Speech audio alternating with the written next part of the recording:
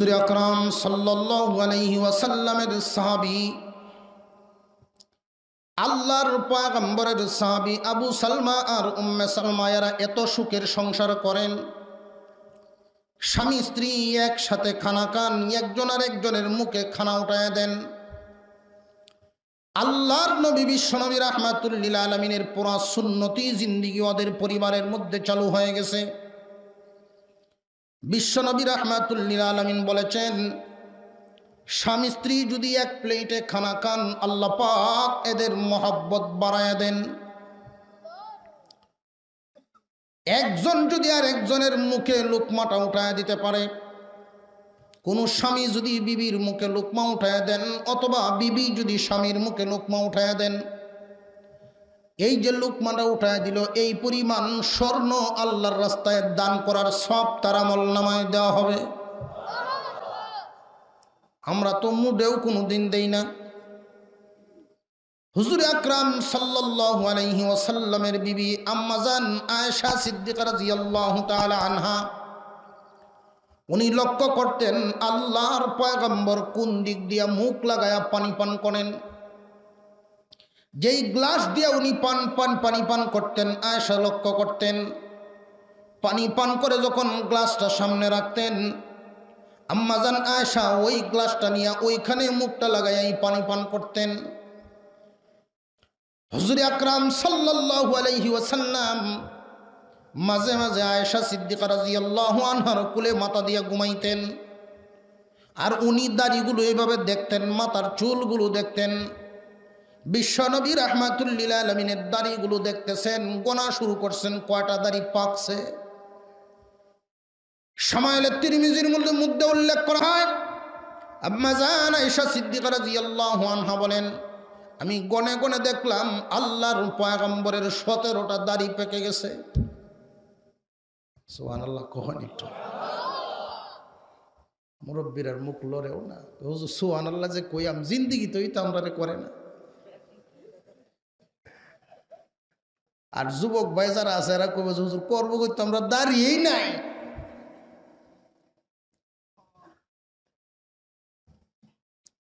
হুজুর আকরাম সাল্লাল্লাহু আলাইহি ওয়াসাল্লামের তরিকা সংসারের মধ্যে মিল মোহব্বত জারি করে দেয়। কোন সুবহানাল্লাহ। আল্লাহর নবী বিশ্বনবী রাহমাতুল লিল আলামিনের হাত ধরে ওনারা দুজন মুসলমান হয়ে গেছেন। একজন আর একজনকে ডাক দিয়ে বলেন, স্বামী হে, আমার সাথে একটা কথা দেন, যদি আমি আপনার আগে ইন্তেকাল করি আর কোনো বিয়ে করবেন না, কথা দেন। আর আপনার সাথে আমি কথা দিলাম, আপনি যদি আমার আগে দুনিয়ার জমিন থেকে বিদায় হয়ে যান, আমিও কোনো স্বামী গ্রহণ করব না। আবু সালমা ডাক দিয়ে বলেন, বিবি রে, এই কথা বলা যাবে না, কারণ তুমি একজন মহিলা, আমি একজন পুরুষ। আমি যদি দুনিয়াতে জীবিত থাকি তাহলে আমার রুজি রোজগার আমি করতে পারবো, আমার কাজগুলো আমি করতে পারবো। কিন্তু তুমি একজন মহিলা, আমার ইন্তেকালের পরে তোমাকে দেখাশোনার দায়িত্বটা কে গ্রহণ করবে? তুমি কার ছায়াতলে থাকবে? বরং আমি অনুমতি দিলাম, আমার ইন্তেকালের পরে যদি আমার চাইতে যোগ্য কোনো স্বামী পাও তাহলে তুমি গ্রহণ করে নিও। আর আমি কথা দিলাম, তুমি যদি আমার আগে ইন্তেকাল করো, আমি দ্বিতীয় কোনো সংসার করব না। এই কথাবার্তা হয় এমন স্বামীর মধ্যে, এমন স্ত্রীর মধ্যে যাদের মধ্যে মিল কম না বেশি।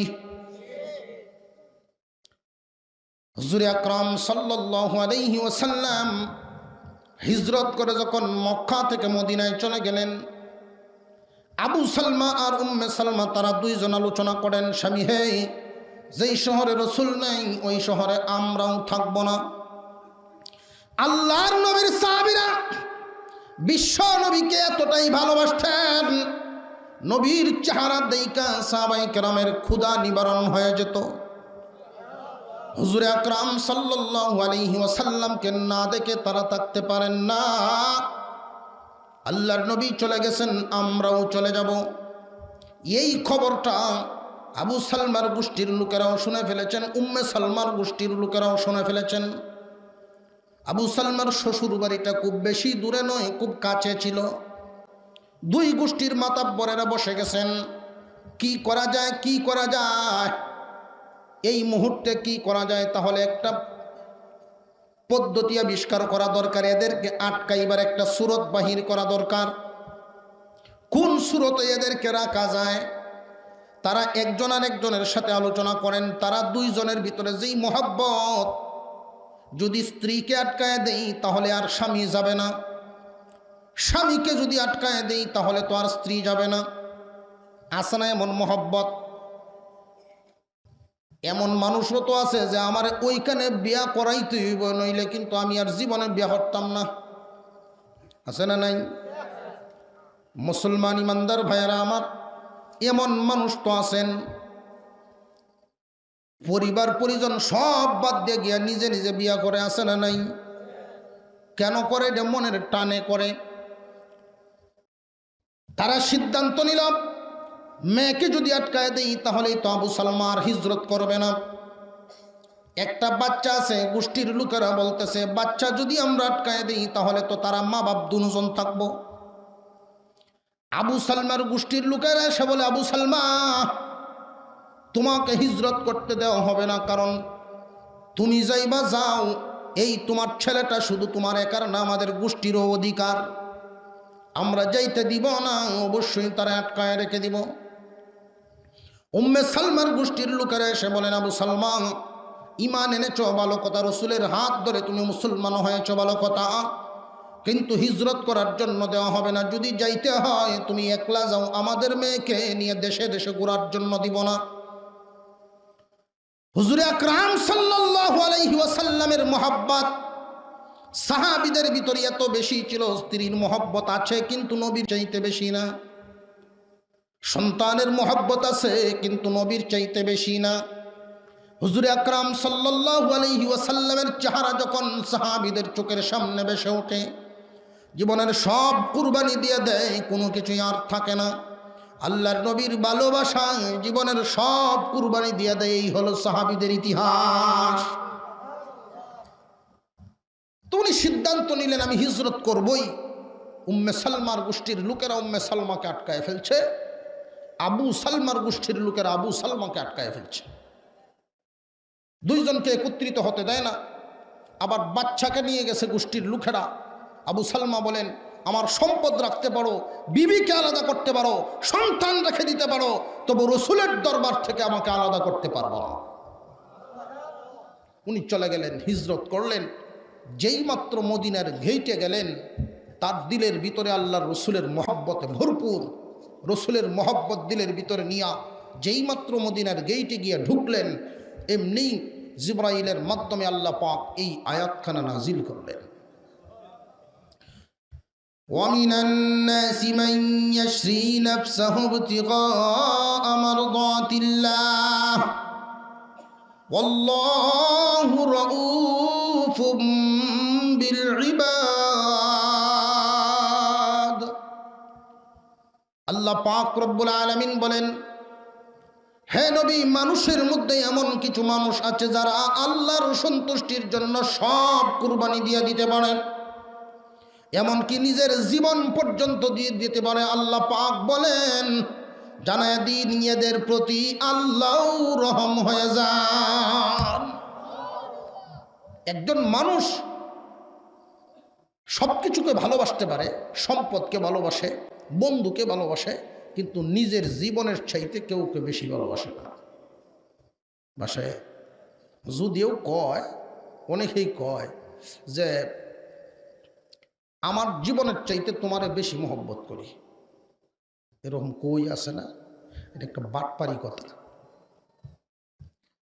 অনেক স্বামী স্ত্রীকে বলে আমার চাইতে তোমারে বেশি ভালোবাসে, একটা বাটপারি কথা। কারণ রাত্রে কয়টি হয়ে সকালেই ফেস লাগে যায়, রাত্রে কয় সকালেই।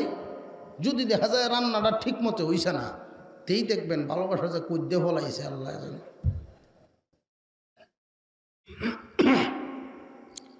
হুজুর আকরাম সাল্লাল্লাহু আলাইহি সাল্লামের কাছে উনি থাকতেছেন, স্ত্রী সন্তানের মহব্বত কি ওনার কাছে কম ছিল? কিন্তু রসুলের ভালোবাসার কারণে ত্যাগ দিয়ে দিছে। কিছুদিন যাইতে না যাইতেই মানুষ যখন মক্কা থেকে যান তার কাছেই জিজ্ঞাসা করেন আমার সালমা কেমন আছে, উম্মে সালমা কেমন আছে। উনি মক্কার দিকে তাকায় থাকেন কোন দিন জানি তারা যায়, কিন্তু না, কেউ তো যায় না, তারা আসে না, অপেক্ষায় থাকেন, তারা আসে না, তাদের অপেক্ষা করেন। এইভাবে যাইতে যাইতে কয়েক মাস পর্যন্ত চলে গেল। দুই গোষ্ঠীর লোকেরা আবার বসে, আমরা তো চেষ্টা করলাম, চেষ্টা করে পারি নাই, আলাদা রাখতে পারি নাই, এদেরকে সুযোগ দিয়ে দাও, উম্মে সালমা তার সন্তান নিয়ে চলে যাক। সুযোগ দেওয়া হলো একটা কাফেলার সাথে। চলতে লাগলেন, যাইতে যাইতে যাইতে যাইতে মদিনার গেট পর্যন্ত গেলেন। এই রাস্তা দিয়ে যাচ্ছেন আর উনি মনে মনে ভাবতেছেন, কয়েক মাস হয়ে গেল, তৎকালীন জামানায় তো মোবাইলের কোনো যোগাযোগ নাই, আমি আবু সালমার পিছনে গিয়ে চোখে ধরবো, বলবো চিনো কি আমাকে, বলো তো আমি কে,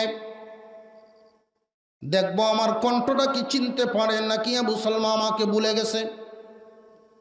অনেক সাহাবীরাই তো হিজরত করার পরে সেখানে গিয়ে সংসার করেছেন, কিন্তু আবু সালমা তো আর সংসার করেন নাই, উম্মে সালমার ভালোবাসাই তার দিলে আছে। আমি গিয়া তার পিছনে দাঁড়াইয়া জিজ্ঞাসা করব, তুমি আমাকে চিনোনি, দেখবো আমাকে ভুলে গেছে কিনা। স্বামী স্ত্রীর মহাব্বত, এই মহাব্বতটাকে আল্লাহ নিজেও পছন্দ করেন।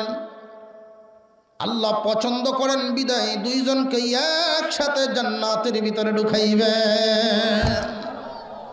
স্বামী স্ত্রীর মহব্বতটা আল্লাহ রাব্বুল আলামিনের কাছে এত পছন্দের। রাসূল বলেন, হে দুনিয়াবাসী, কোনো স্বামী যদি স্ত্রীর সাথে মহব্বতের একটু আলোচনা করে, একটু রঙের আলোচনা করে, একটু হাসাহাসি একটু আলোচনা করে, আমোদ ফুর্তি করে, নফল নামাজের সব এদের আমল নামায় দেওয়া হয়। সুবহানাল্লাহ, একটু জোরে কর, একটু জুসবার বলে। আগামীকাল থেকে আলোচনা শুরু করবেন ইনশাআল্লাহ। আমরা তো বিবির সাথে আলোচনা করতে রাজি না। বউ যদি হুন দেয় আর বাজারে যায়, যদি বউ হুন দেয় যে একটা সদায় ভুল করে গেছ, ফোনটা দেও, এই কেরে ফোন দিছাস, কের হয়ে জিগাইব, বোঝা যায় যে শত্রুর সাথে আলাপ করতেছে। আর যদি আর কেউ দেয় ফোন, তে দেখুন যে বাপডা যে ধরে আছে না, বেআইনে ফোন দিয়েছে, বেআইন আপনি তো আমার ভুললেই গেছেন গিয়া, ঠিক না বে ঠিক? অথচ ওই সুরটা বিবির সাথে দেওয়া দরকার, ওই সুরটা বিবির সাথে দেওয়া দরকার, দেয় বেজাগাত। কারণ আমরা কলব তো নষ্ট, কলব নষ্ট হয়ে গেছে। কেউ যদি শীতের দিনও কয় যে ফ্যানটা সার, তাহলে লোকটা সুস্থ না অসুস্থ? আর গরমের দিনও যদি কয় লেফ দে, সে অসুস্থ। মানে উল্টা, যেটা বিবিকে দেওয়া দরকার এটা দেয় শালিরে, তাহলে সুস্থ না অসুস্থ? কলব নষ্ট। উম্মে সালমা খুব চিন্তা করতেছেন, আবু সালমার চোখের মধ্যে গিয়া ধরব, দেখি আমাকে চিনে কিনা। এই আবেগ বড় দিল নিয়ে যেই মাত্র মদিনার ভিতরে ঢুকলেন, এমনি একজন ঘোষক ঘোষণা দিতেছে, তোমরা কারা গো, কে কোথায় আছো? রাসূল ডাকতেছেন, জানাজার নামাজ অনুষ্ঠিত হবে, তোমরা আসো। আবু সালমা ইন্তেকাল করেছে, তোমরা সব চলে আসো, জানাজার নামাজ অনুষ্ঠিত হবে। মাত্র উম্মে সালমা ঢুকলেন মদিনার ভিতরে, এমনি ঘোষকের ঘোষণা শোনা যায়। উম্মে সালমা বলেন, রে ঘোষক, কোন আবু সালমার ইন্তেকালের কথা তুমি বলো।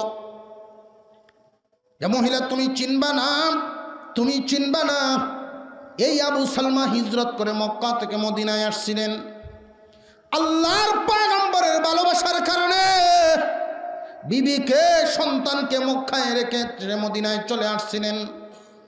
যার দিলটা স্ত্রী সন্তানের মহব্বত আছে, আল্লাহর রসুলের মহব্বত আছে, বহুদিন পর্যন্ত স্ত্রী সন্তানের অপেক্ষা করেছেন, কিন্তু তারা আসেন নাই।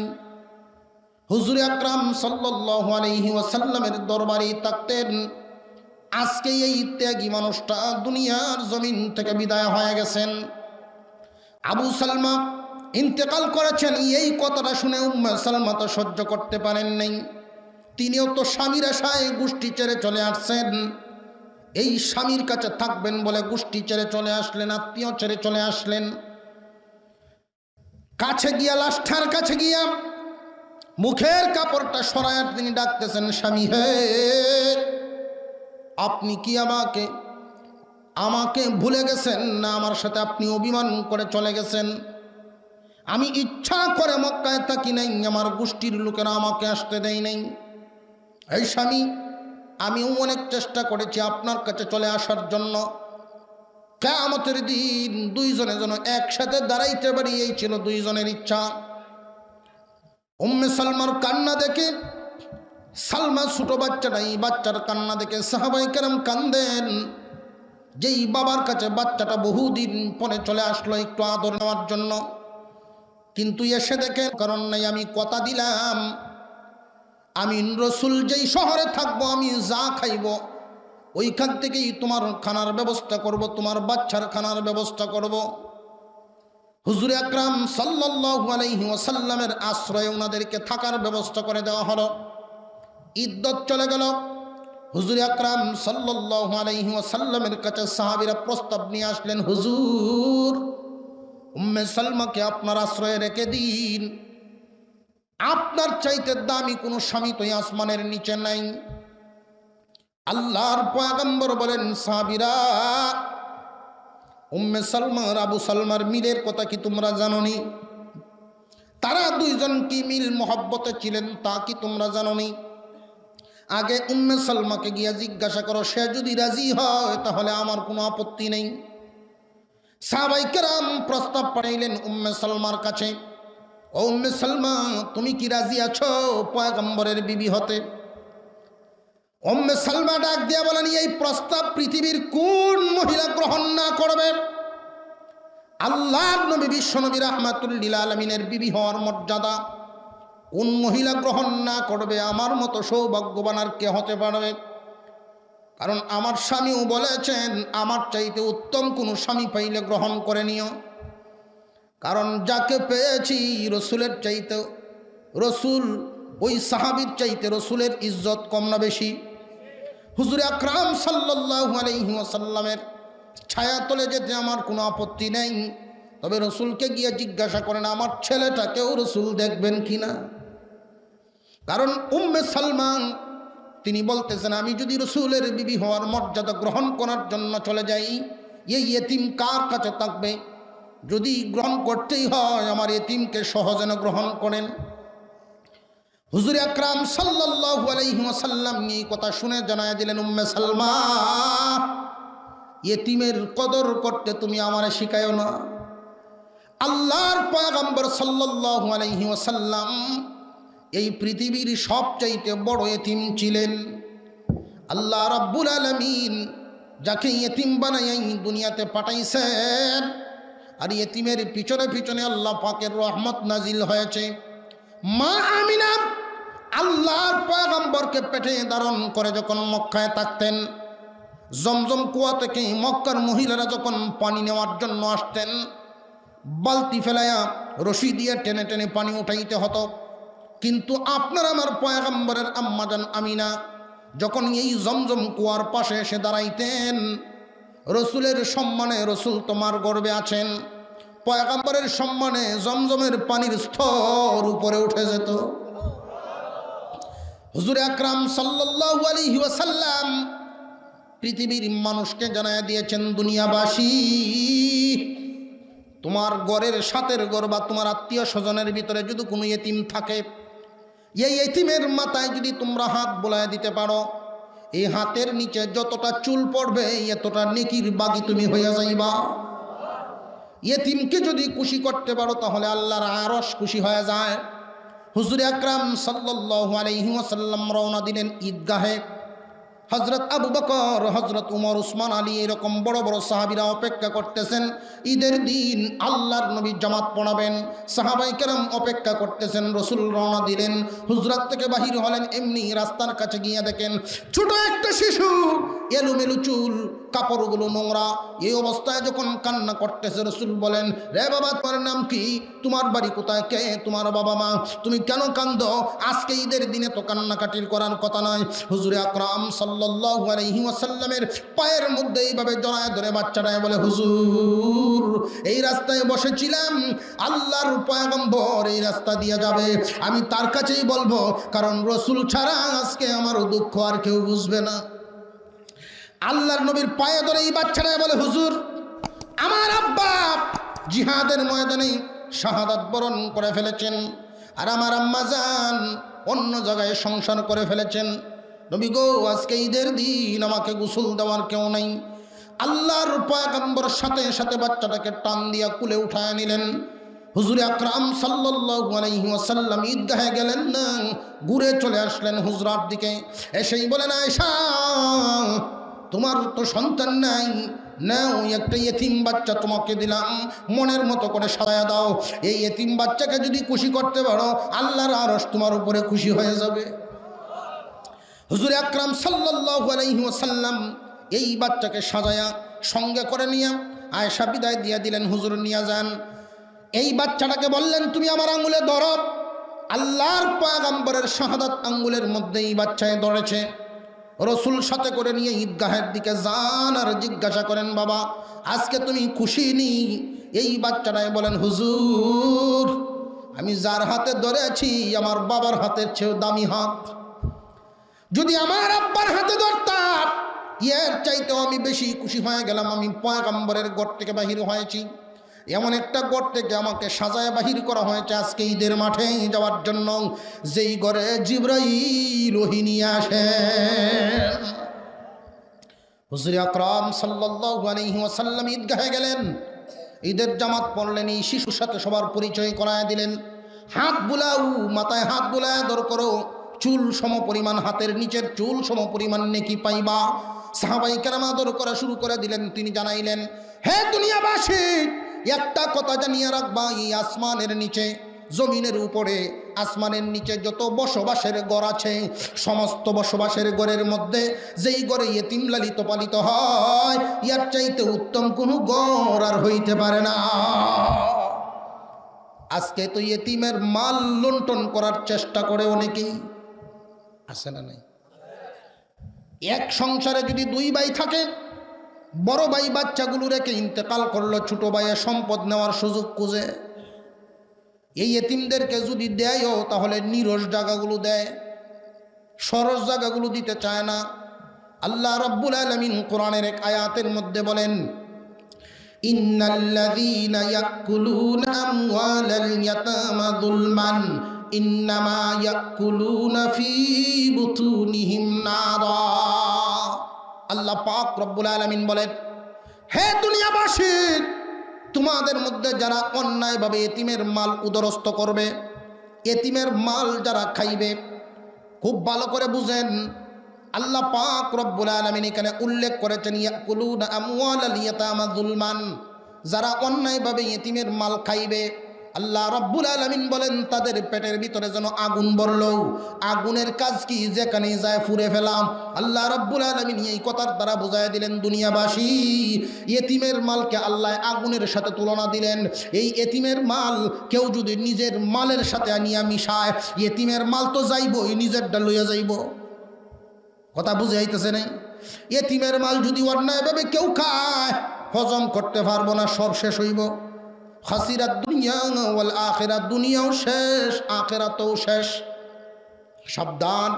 আর এতিমের মাল যদি কেউ রক্ষণাবেক্ষণ করে দিতে পারে, এতিমের মালের দিকে লোভ না করে বরং এতিমের পক্ষের কেউ দাঁড়াইতে পারে, হুজুর আকরাম সাল্লাল্লাহু আলাইহি ওয়াসাল্লাম বলেন, কেউ যদি এতিমের একটু উপকার করে দিতে পারে, কিয়ামতের দিন এই দুইটা আঙুল যত কাছাকাছি, ওই লোকটা আমি নবীর এত কাছাকাছি থাকবে। রাজি আছেন এতিমের উপকার করতে? কে কে রাজি? একটু হাত তুলেন দেখি। আল্লাহ কবুল করো। যারা ঘুমে একটু হাতটা তুলায় দেন, সোজা করেন, আল্লাহ কবুল করে বলুন আমি। হাত নামা, মাঝে মাঝে একটু লড়াছড়া দিই, ঘুমটুম ভাঙ্গুক আপনারা।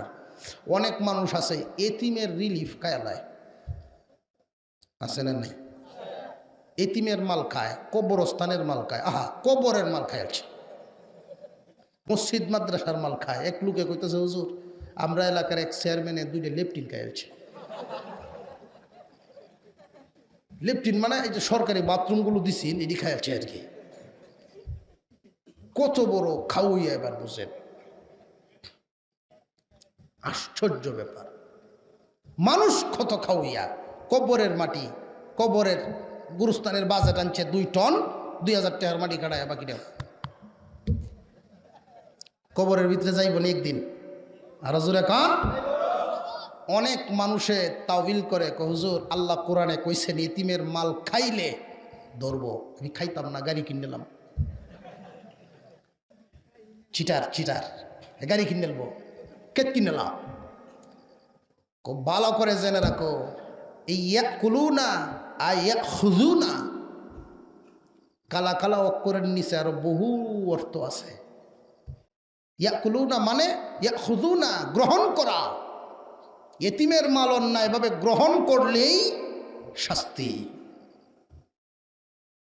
খাওয়া বুঝাইছেন, যদিও খাওয়া শব্দটা উল্লেখ করেছেন, এটার অর্থ হবে গ্রহণ করা। সাবধান, এতিমের মাল কেউ লইবা না, কারণ এতিমকে সাহায্য করেছেন স্বয়ং আল্লাহ। হুজুর সাল্লাল্লাহু আলাইহি সাল্লাম বলেন, উম্মে সালমা, এতিম সহই তোমাকে আমি অধিকার দিলাম। আল্লাহ রসুল অধিকার দিলেন। আল্লাহু আকবার। এই আয়াতখানা নাজিল করে আল্লাহ পাক বুঝাই দিলেন, মানুষের মধ্যে কিছু মানুষ এমন আছে নিজের মান ইজ্জত সব আল্লাহকে খুশি করার জন্য বিলায় দিতে পারে। আমাদের বুজুর্গানে দ্বীনের মধ্যেও এমন কিছু লোক আছে।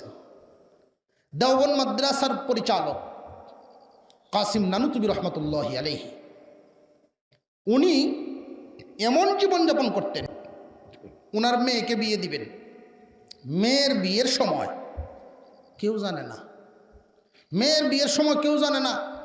আর আমরা যদি একটা বিয়ে শাদী হয়, হিন্দুরাও ফেল, আমরা রসুল আর জোরে কর, হ্যাঁ যে সমস্ত বাদ্য বাজনা অনুষ্ঠান, হ্যাঁরাও ফেল।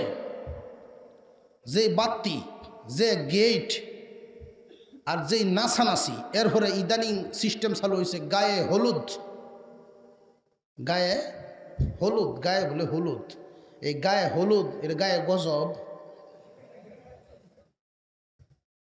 এক বয়সের মেয়েদেরকে পাঠাইতেছে, ওই বাড়ির যুবক ছেলেদেরকে গোসল করায় থুয়ে হইতো, ফাটাই তো একজনের উদ্দেশ্যে, ওরা ব্যক্তিরে গোসল করায়। এই যে দেখবেন হলুদ দিতেছে, রং দিতেছে, এই সেই করতেছে। আচ্ছা, এগুলো কি কোনো মুসলমানের তরিকা? বিয়ের সাথে কি একটা ইবাদত কিনা? আর জোরে খান, বিয়েটা ইবাদত। এই ইবাদত করার পদ্ধতিও আছে না নাই? এই বিয়েটা যদি একটা ইবাদত হয়, নামাজ ইবাদত, নামাজের যেমন পদ্ধতি আছে, বিয়েটা ইবাদত, এটারও একটা পদ্ধতি আছে। আর ইসলামে যত ইবাদত আছে, সবচেয়ে সহজ ইবাদত হইল বিয়া। ছেলে বড় হইছে, মেয়ে বড় হইছে, সহজ পদ্ধতি বিয়া। রসুলের সামনে এক সাহাবী গিয়া বলেন, হুজুর আমাকে একটু বিয়া করায় দেন। আর এক মহিলা এসে বলেন, ইয়া রাসূলুল্লাহ আপনি আমাকে বিয়ে করেন। হুজুর বলেন, আমি এই মুহূর্তে প্রস্তুত নই। সাথের সাহাবী বলেন, হুজুর তাহলে আমারে দিলেন বকরিয়া। সুবহানাল্লাহ বলেন। সাক্ষী আইনে বিয়ে পড়ায় দিচ্ছেন, কটা খেজুর বাইটে দিয়ে দিচ্ছেন, বিয়ে হয়ে গেছে। কঠিন না সহজ? সহজ। আর এই সহজ কাজটাকে আমরা এমন পর্যায়ে নিছি, ছেলের এই বিয়া করা কর, মেয়ের এই বিয়া দাও, 2 মাস আগের থেকে গার্জেনের শরীর জ্বর, জ্বর তো উঠবই। কারণ যেই পরিমাণ ঝামেলা, এত কঠিন, তখন যুবক ফুলাপান কয় যে যাই কঠিন কাম করণের আগে চরিত্র আর ঠিক রাখে না। কঠিন, অত কঠিন কাজ, এই জন্য চরিত্র আর ঠিক রাখতে পারে না। আর যদি সহজ হইতো তাহলে চরিত্রটা নষ্ট কম হইল, যে সহজ কাজটা চরিত্র আমি অন্যায়ভাবে নষ্ট করতাম করে, তাহলে হালালভাবে যাই। এরপরে কাবিন, এইটারও এমন এক বাহানা তুলতেছে না, তুলতে তুলতে কয়েক লক্ষ কাবিনটা যে করাইবেন এমনভাবে দিবেন যে ছেলের সামর্থ্যের ভিতরে জামাই পরিশোধ করতে পারে এমনভাবে দেওয়া। আমরা কাছে গপ মারে আয়া হুজুর দহন যে 10 লক্ষ টাকার কাবিনটা করাইছি। 10 লাখ এইবার না, 10 লক্ষ 10,000, এরপরে এই 10 টাকা হলি 10 টাকা কেড়ে এটা দেওয়ান লাগে, এটা নিয়ম। এত টাকা যে লেখাইলেন এটা কি পরিশোধ করতে পারবে ছেলে? কয় না, পরিশোধ করণ লাগে না, পরিশোধ বলে করণ লাগে না। কইটা কাঁতাতেই তাহে যা লেখে কই তাহে দেয়া কাঁতাতেই তাহে। দেওয়ান যদি না লাগে 1 কোটি হইলে অসুবিধা আছে। আমরা যখন মাদ্রাসাত পড়তাম তখন সকালের নাস্তা ছুটি দিত হুজুররা, হিফজখানাতে এই নিয়মটা আছে। তো এই নাস্তার ছুটি ফায়া মাদ্রাসার সামনে একটা দোকান ছিল, ওখান থেকে ছাত্ররা নগদে আনতো, মাঝে মাঝে বাকিও আনতো, আর 10 দিন পরে দিয়ে দিত। তো একটা ছেলে বড় হয়ে গেছে শুনাইতো, ও গেলে বাকি দেয় না, কয়েকটি হলো বড় গুড়ায়। তো 10 টাকার বিস্কুট তুই নিলে 15 টাকা লাগবো, আমি 15 টাকা দেয় 15 টাকা দিয়ে নিচ্ছে। তো আমি জিগাইলাম যে আপনি 15 টাকা দেন, 10 টাকার মালটা। ও 25 টাকা হইলে অসুবিধা নেই। কেন? দেওনের নিয়ত নাই। দেওনের যদি নিয়ত না থাকে 100 হইলে কি 10 লাখ যে কাবিন লেখায় 10 কোটি হইলে তো অসুবিধা নাই, যদি কাঁতাতেই থাকে। লেখাই লোকেরে একটু গপ মারলাম আর কি, মানুষের সাথে একটু গপ করলাম। বাহাদুরি, সব বাহাদুরি সব জায়গাত কাটে না, মাঝে মাঝে বাহাদুরি টেহন লাগে। বেড়ায় মরিচ লয়ে গেছে বাজারও, 200 মরিচ, 2 কেজি মরিচ বেচছে বাজার করবো। এখন 2 কেজি মরিচ বেচছে, যখন বাজার করবো বেচছে, এমনি নতুন বেওয়ার সাথে দেখা। কেউ বেওয়াই বাজারও কে লাগে নাইছিলেন মরিচ মলো, তখন বেড়াকে সাফা মারছে, আমি 2 মণ মরিচ আনছিলাম। বেওয়ায় যাতে বুঝে যে না গিরসটা খুব সাংঘাতিক, 2 মণ মরিচ আনছিলেন আপনি? বলে হ। এমনি খাজনাওয়ালায় কয় ভাই সাহেব আমার খাজনাটা তো দিলেন না আপনি। এখন অহন দেজা 2 মণ মরিচ খাজনা 2 কেজির পয়সা দিয়া আপনার বাই বাই খালি হাতে বাইতেছে। বউ কে কি গো সদাই ভাতি কই, আর কইস না। কি হয়েছে? কাজ গো সাফা মাইরিয়া যে দরাটা খাইছি। সব কথায় কিন্তু ঠিক থাকা যায় না, কিছু কথা কিছু সাফা মারায় বিরাট বিহুর টেনে আনে, ঠিক না বেঠি? সাবধান। কাসিম নানুতুবি রহমতুল্লাহ আলাইহি মেয়েকে বিয়ে দিবেন, এলাকার 2-3 জন মুরব্বীর কাছে উনি দোয়া চাইছেন, ছেলের কাছে বিয়ে, মসজিদে বিয়ে পড়াইছেন। আর এখন মসজিদে যদি কেউ বিয়ে হইতে চায় কয়টা কি ফহিনীর মেয়ে মসজিদে বিয়ে হইতে পারে? অথচ মসজিদে বিয়ে করা একটা বরকতের কাজ। মসজিদে নামাজের পরে যেই মানুষগুলো উপস্থিত থাকবে সবটি দামি মানুষ, নামাজ পড়ে তারা উপস্থিত হয়েছে, নামাজি মানুষ, ঠিক না বেঠিক? মসজিদে বিয়ে হওয়াটা বরকত। সাহাবায়ে কেরাম, বেশিরভাগ সাহাবায়ে কেরামের বিয়ে অনুষ্ঠিত হয়েছে মসজিদে নববীতে, মসজিদে বাইতুল্লাহতে, মসজিদের ভিতরে। হুজুর আকরাম সাল্লাল্লাহু আলাইহি ওয়াসাল্লামের যুগের মানুষেরা বেশিরভাগই তো আল্লাহ রসুলের কাছে মসজিদে নববীতে, হুজুর সাল্লাল্লাহু আলাইহি সাল্লামের যুগের মানুষেরা সাহাবায়ে কেরাম মসজিদের ভিতরে অনুষ্ঠান করতেন, বিয়ের অনুষ্ঠান। কারণ ওনারা ইবাদতকে ইবাদতের জায়গায় রাখছেন। আর আমরা যখন যে কারবার আরম্ভ হয় মসজিদে নুনের বাবু নাই, কারণ এই ব্রেন ফাটটি ডুল ডাল লইয়া যাইব কিভাবে মসজিদ? বিয়ে শাদীর মধ্যে এখন দেখলাম ঈদে মিলাদুন্নবী উপলক্ষেও ডুল বেরিয়ে, দেখছেন নি আপনারা? এই যে 12ই রবিউল আউয়াল গেছে, 12ই রবিউল আউয়াল উপলক্ষে ঈদে মিলাদুন্নবীর নামে এই যে বেদাত কর্মকাণ্ড চালু হয়েছে, এই সমস্ত কাজ ইসলাম সমর্থন করে না। ব্যান বাজায়া তুমি কোন ইবাদত করবে, এই সমর্থন, এই পারমিশন তোমাকে কে দিয়েছে? ইসলাম এগুলো সমর্থন করে না, তৌহিদি জনতা এগুলো সমর্থন করে না। যারা করে ওরা বেদাতি, কিয়ামতের দিন আল্লাহর রাসূলের সুপারিশ ওদের নসিব হবে না। আবেগে গিয়ে এই সমস্ত মিছিলে অনেক মানুষ অংশগ্রহণ করেছে। আমি দূরে ছিলাম, ফেসবুকে দেখেছি আমাদের কেন্দ্রেও নাকি এরকম হয়েছে। ইনশাআল্লাহ আগামী বছর আর এটা হতে দেওয়া হবে না। আমরা প্রতিজ্ঞাবদ্ধ, আমরা সিরাতুন নবীর ডাক দেব, সিরাতুন নবীর সম্মেলন করব। আহলে হক উলামায়ে কেরাম আসবে, তারা এসে হকটা বুঝায় দিয়ে যাবে। বেদাত কর্মকাণ্ড এখানে হতে দেওয়া হবে না। আলেম উলামারা, তৌহিদি জনতা, সুস্থ বিবেকের মানুষেরা যদি সচেতন না হন, সমাজে যদি জিহাদের রক্ত যদি আপনারা গরম না রাখেন, তাহলে ওই পুখায় এসে আপনাদের বাড়িঘর দখল করতে থাকবে। এই সুযোগ দেওয়া হবে না। সচেতন থাকবেন। আপনাদের ইসলামকে আপনারাই পরিষ্কার রাখতে হবে। আপনার জমিনে যদি ঘাস হয়, আপনারই পরিষ্কার রাখতে হবে, নইলে মূল ফসল কায়ে নষ্ট করে দিবে। সাবধান থাকতে হবে। কাসিম নানুতুবি রহমতুল্লাহি আলাইহি মেয়ের বিয়ে দিবেন, খুব নর্মালভাবে বিয়ের কাজ শেষ করলেন। ছেলেকে বাড়িতে আসেন, মসজিদ থেকে এনে দেখায় দিচ্ছেন, এই তো তোমার বউ। মেয়েকে উঠায় দিয়ে দিচ্ছেন, বিয়ে শেষ। কিন্তু উনার ছেলে যেদিন কোরআনের হাফিজ হয়েছে, আল্লাহু আকবার, ছেলে যেদিন কোরআনের হাফিজ হয়েছে, 2টা গরু জবাই করছেন। কয়টা? 2টা গরু জবাই করছেন, করে এলাকার সব মানুষদেরকে দাওয়াত করেছেন। ছেলেকে ডাইকে নিয়ে আড়ালে জিগাইছেন যে এই মানুষটিকে আমি খাওয়াইতেছি, এত বড় অনুষ্ঠান কেন করছি জানো? তোমার জন্য না, এটা আমার জন্য করছি। কারণ তুমি হাফিজ হয়েছ, তোমার চাইতে তো আমার লাভ কম না।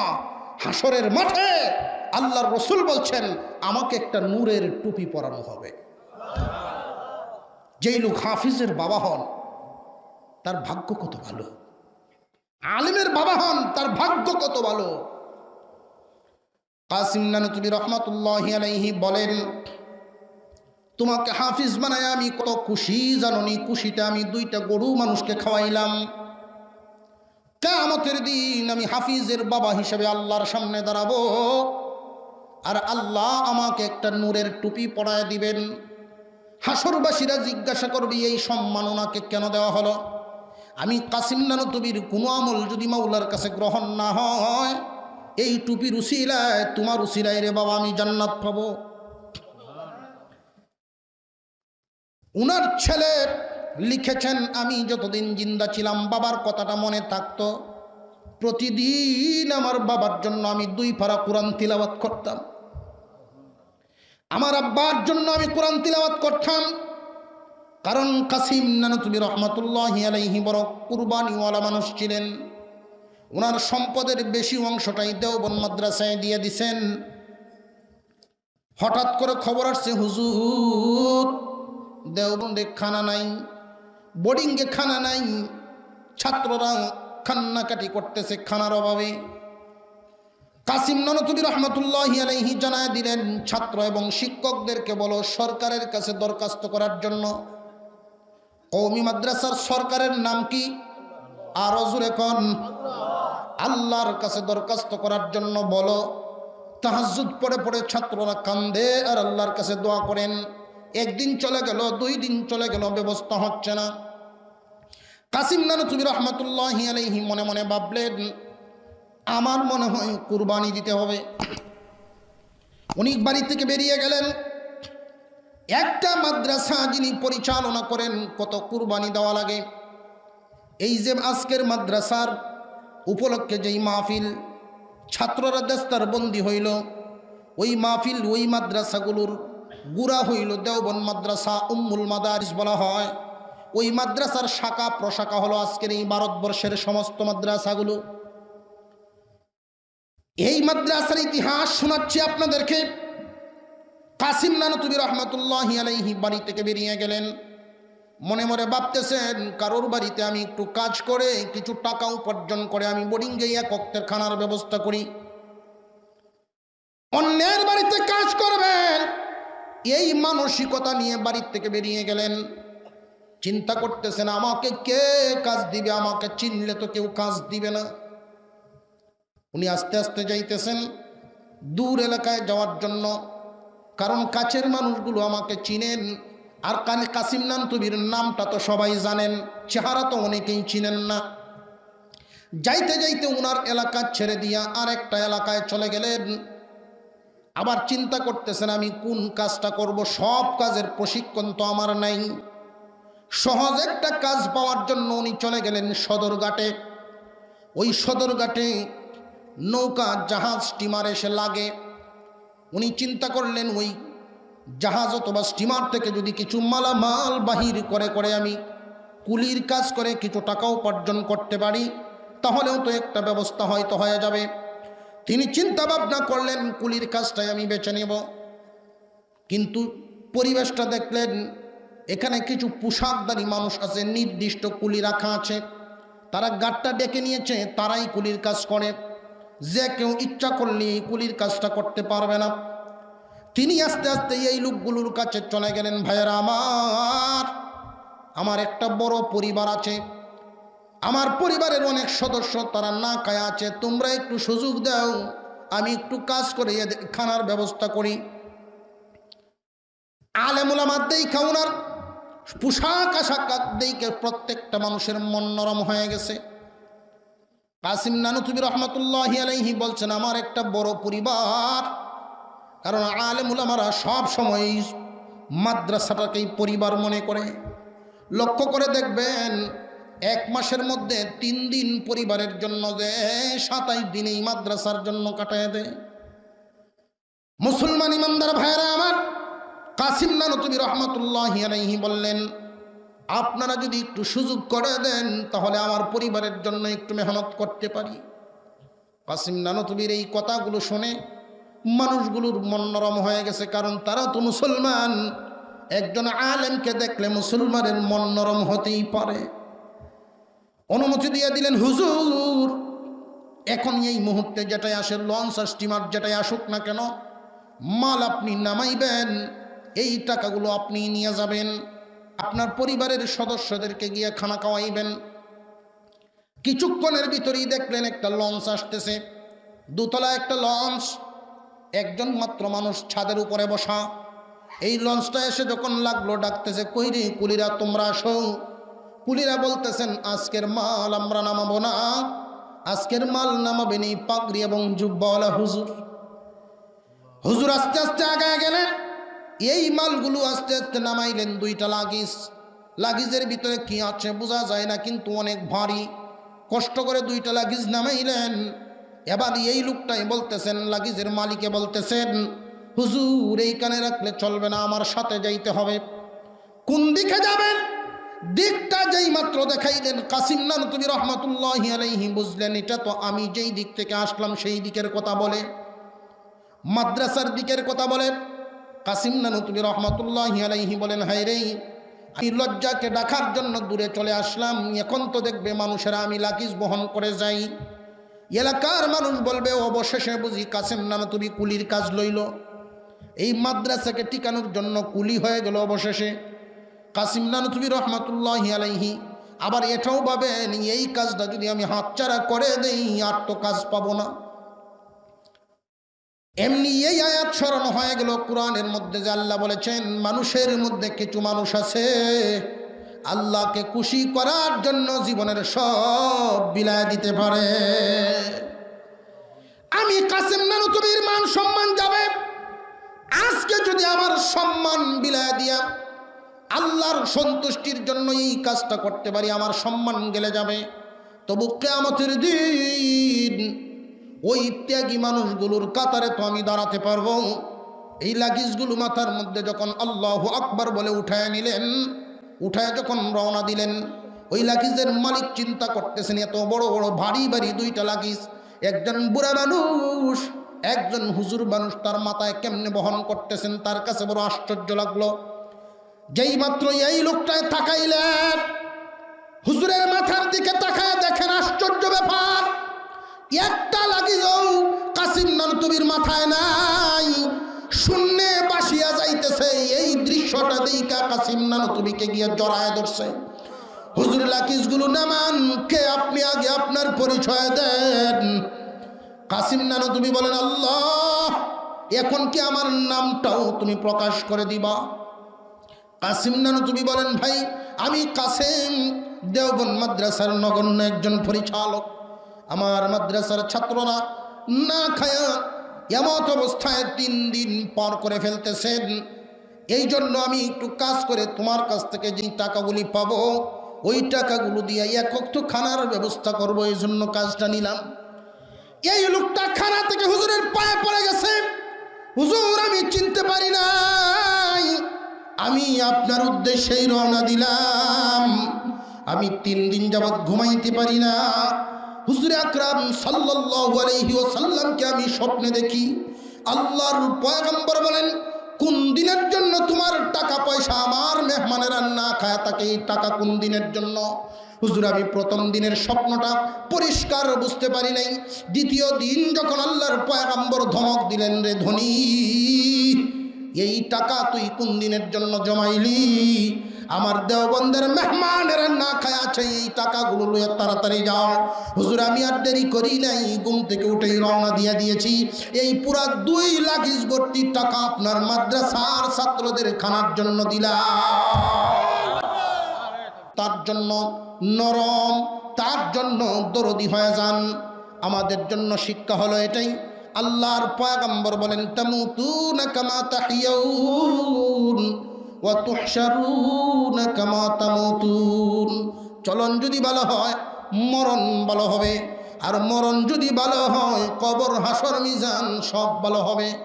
খুব সাবধান করে বলি, আসামির মতো মরিও না, মেহমানের মতো মরবা। যদি মেহমানের মতো মরতে পারো, আল্লাহর পক্ষ থেকে একদল ফেরেশতা আসবে, জান্নাতি ফেরেশতা এসে আজরাইলের সাথে আল্লাহ পাক 500 জান্নাতি ফেরেশতা পাঠিয়ে দিবেন। ওই ফেরেশতারা এক একজনের হাতে এক এক রকমের আতরদানি থাকবে। একটা সুগন্ধির সাথে আর একটা সুগন্ধির মিল নেই, একটা সুগন্ধির সাথে আর একটা সুগন্ধির মিল নেই। 500 প্রকারের আতর নিয়ে যখন আসবে, এই 500 প্রকারের আতরদানি দিয়া সুগ্রাণ শুঙাইতে শুঙাইতে দুনিয়ার থেকে আপনারা বিদায় দিবে। আল্লাহ যেন আমাদেরকে মেহমানের মতো মরণ দেন, বলুন আমিন। আরো জোরে বলেন আমিন। আপনারা অনেক কষ্ট করেছেন, অনেকক্ষণ যাবৎ বসে আছেন, রাত 1টা হয়ে গেছে, আপনাদেরকে অনেক কষ্ট দিয়েছি। যদিও মধ্যরাত পর্যন্ত মাহফিল, আমার জন্য একটু দেরি হয়েই গেছে আপনাদের। আল্লাহ যেন আমাদের এই বসাকে ইবাদতে কবুল করেন, বলুন আমিন। আরো জোরে বলেন আমিন। আল্লাহ যেন আমাদের এই মাহফিলকে কবুল করেন, বলুন আমিন। এই মাদ্রাসার জন্য প্রত্যেকেই নেক নজর রাখবেন। আল্লাহ রসুল বলছেন, তুমি মাদ্রাসাকে অন্ততপক্ষে মহব্বত করে নেওয়া হইবা। যদি ভালোবাসতে পারো আলেম ওলামাদেরকে, মাদ্রাসার সাইডে দিয়ে রাস্তা দিয়ে হাইটে যাইতেছেন, বাজারও যাইবেন, ঘাটটা একটু ঘুরাইবেন, আহা নবীর মাদ্রাসা। এই যে মহব্বতটা দিলের ভিতরে, কিয়ামতের দিন এটা একটা নূরে পরিণত হবে। আমি আগেই বলেছি, চেহারা দেখে আল্লাহ জান্নাত দিবেন না, নাজাত দিবেন না। কালো বিলাল আল্লাহ পাক হেদায়েত তো দিয়ে দিছেন। আল্লাহ যদি দয়াল হন, যাকে ইচ্ছা তাকেই হেদায়েত দিয়ে দেন। এই জন্য মনটা সবসময় হেদায়েত নেওয়ার জন্য তৈরি রাখবেন, হেদায়েত পাওয়ার জন্য মনটা তৈরি রাখবেন। আলেম ওলামাদেরকে মন দিয়ে ভালোবাসবেন। আবু হুরায়রা রাদিয়াল্লাহু আনহু বলেন, কারোর যদি মনে চায়, কারোর যদি মনে এমন আবেগ হয়, আমি যদি একজন পয়গম্বর পাইতাম তাহলে আমি সালাম দিতাম, মুসাফা করতাম। আমি যদি কোনো নবী পাইতাম তাহলে সেই নবীরে আমার বাড়িতে এনে মেহমানদারি করাইতাম। আমি যদি কোনো পয়গম্বর পাইতাম তাহলে পয়গম্বরের সাথে দ্বীনি কাজে অংশগ্রহণ করতাম। এটা যদি কারণ মনে চায়, আবু হুরায়রা রাদিয়াল্লাহু আনহু থেকে বর্ণিত হাদিস, আল্লাহর পয়গম্বর বলেন, আমার উম্মত তোমার যুগের যেই আলেম ওলামারা দ্বীনের কাজ করবে, এই আলেমদের চেহারার দিকে তাকাইবা, নবী দেখার সওয়াব তোমার দেওয়া হবে। আলেমদের সাথে মুসাফা করবা, আলেমদের সাথে খানা খাইবা, তাহলে পয়গম্বরগণের সাথে খানা খাওয়ার সওয়াব তোমাকে দেওয়া হবে। আলেমদের সাথে দ্বীনি কাজে অংশগ্রহণ করবা, তাহলে কিয়ামতের দিন নবীগণের সাথে তুমি হাসরের মাঠে দাঁড়াইবা। কারণ আলেম ওলামারা নবীগণের সাথে হাসরে দাঁড়াইবেন, এই আলেমদের সাথে তোমরা দাঁড়াইবা। ওই নেককারদের কাতারে যেন আল্লাহ পাক আমাদেরকে কবুল করেন, বলুন আমিন।